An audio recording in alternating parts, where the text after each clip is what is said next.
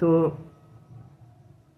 সেই সেকেন্ড ইয়ারের second practical exam MSN 2 plus MSN 1 দুটো মিলে একটা এক্সাম হয় প্র্যাকটিক্যালে, কিন্তু লিখিততে সেটা সেপারেট সেপারেট হয়। MSN 1 সেপারেট অ্যান্ড MSN 2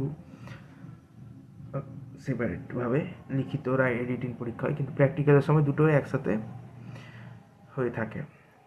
তো আমার যেদিন প্র্যাকটিক্যাল এক্সাম আছে তার আগের দিন রাতে আমি একদমই খেতে পারছিলাম না, অনুভূতিটা এরকম ছিল।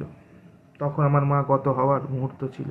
আমি বুঝতে পেরেছি, কারণ একটা সন্তান এবং মায়ের মধ্যে টান থাকবে, সে যত দূরত্বেই একে অপরের থেকে থেকে থাকুক না কেন।